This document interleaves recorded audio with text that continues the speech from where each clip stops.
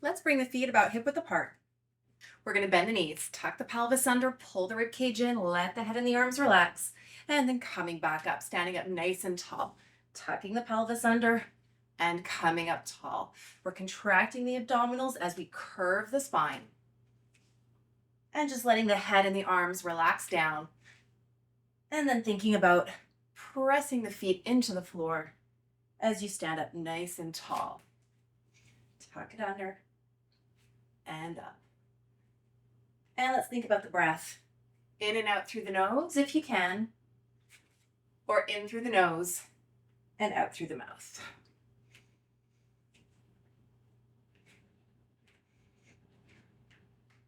Good. Let's alternate arms. So keep the body moving and we'll just alternate one arm at a time. And let's really think about pulling the elbow across the body. Pull it across as you continue to tuck and curve the spine.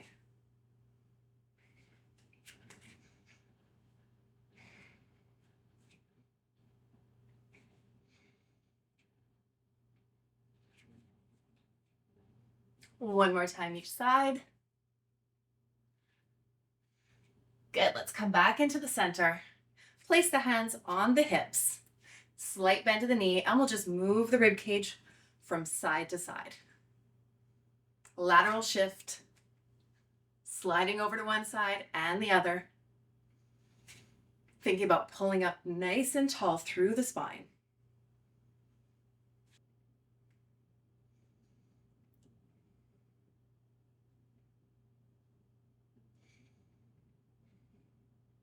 Good, let's do it for 4 and 3, 2, and we'll come back into the center.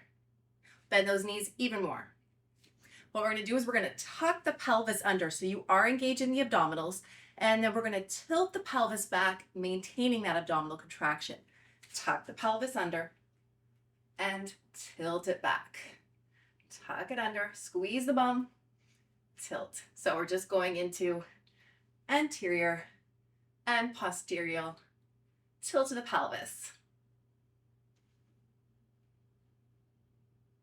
Thinking about keeping the rest of the body stable, planting those feet into the floor.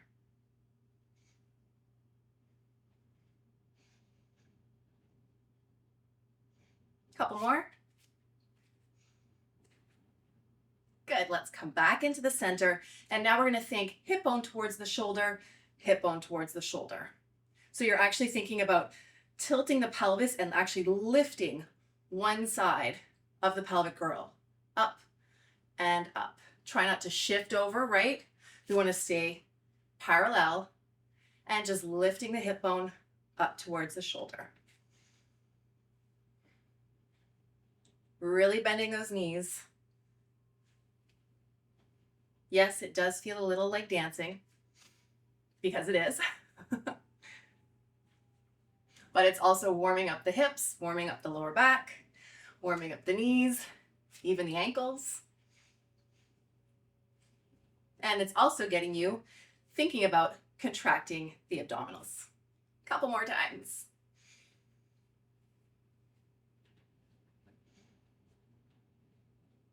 And come back into the center and release. We're going to just roll those shoulders forward. So little circles of the shoulders, letting the elbows, wrists, and the fingers follow the movement. Once again, coming back to that breath, just a relaxed breath in and out.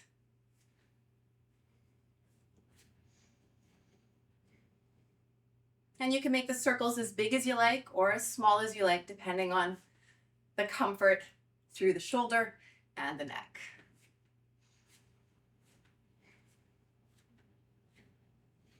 Let's do it for 4, 2 more, last one.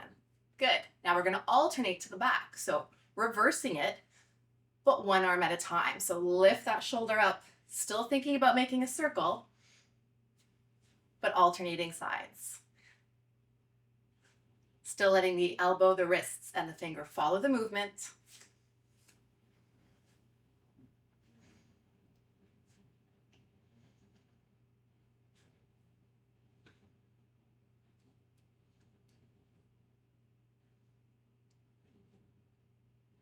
Good, let's do 4 more. 2 more. Good, and back into the center, shake it out a little bit. Okay, from here, we're gonna go back to the feet just a little bit wider than hip width apart. We're gonna hinge behind and sweep the arms forward. And hinge behind and sweep the arms forward. Good, let's keep them in line with the shoulders for right now. So we're planting the feet into the ground, equally pressing the toes, the balls of the feet, and the heels. So not too much weight on the heels. You want the entire foot pressed into the floor. We've got the abdominals engaged. Good, now if you'd like, we're gonna progress the arms a little bit higher. Now, as we progress the arms, let's think about the posture. We wanna make sure that rib cage stays aligned. So almost think about pulling the rib cage in as you lift the arms up. And if you feel the rib cage start to protrude forward, then stop at that height and you can just continue comfortably moving at that height. So I'm going to continue bringing the arms up, keeping that rib cage posture. Good, let's do 2 more. Last time. Good, we're going to hold it up here. We're going to lift a little higher, rotate on the rib cage, one arm comes behind you, one arm in front. Now we're going to bend the knees, same thing. Up, pull a little higher, one arm behind, one arm in front. Sweep it up, lift, and rotate. Fingertips pull in opposite directions, and we're lifting up as we bring the arms down. Trying to keep the hips facing forward as much as you can by pressing the feet into the ground, but keeping the knees soft.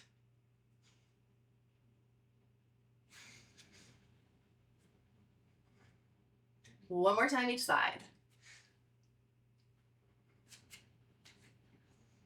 Last time. Lift and coming down. Let's bring the feet in a little bit closer. Just a relaxed stance. We're going to take the shoulders back. Think about good posture. And then we're going to give ourselves a double chin, but we're going to lift the head up a little higher and come back down.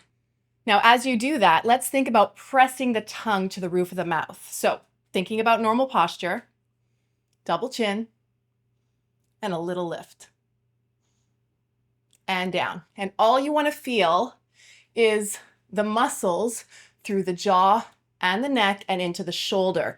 You don't want to feel it in the back of the neck. So if you feel it in the back of the neck, stop and just make the movement a little bit smaller. So double chin, tongue to the roof of the mouth, and lift.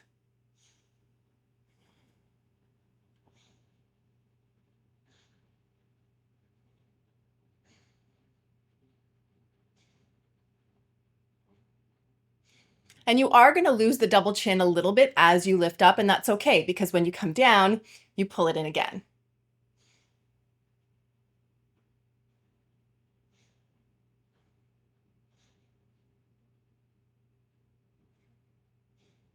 Let's do a few more.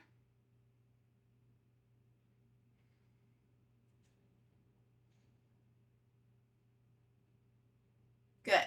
And coming back down. Roll the shoulders back, still standing up nice and tall. We'll take the head side to side. And think about leading with the chin. So the chin comes forward, over as far as you can until you feel a little bit of tension, back into the center and over to the other side. So we're not forcing, we're just moving to a little bit of tension. And obviously, if anything hurts, you stop.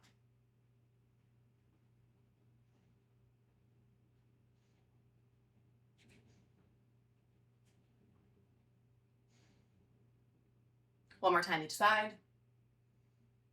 And come back into the center. Good. Let's keep the feet hip width apart.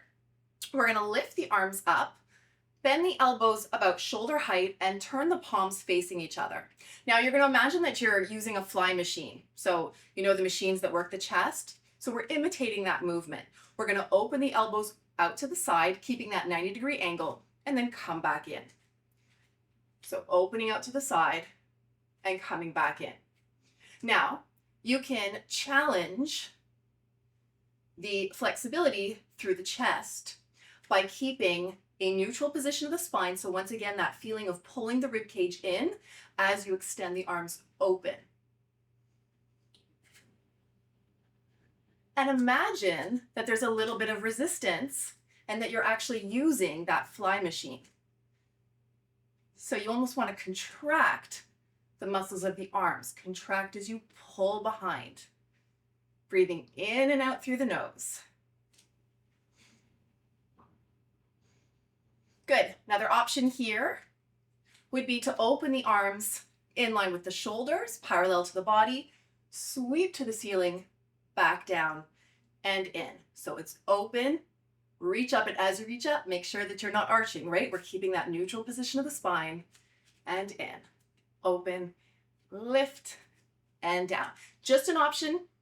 You can also stay with that regular pec movement, open and close. So you decide.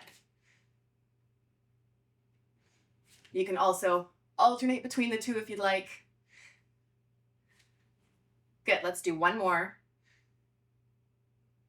All right, and coming back down.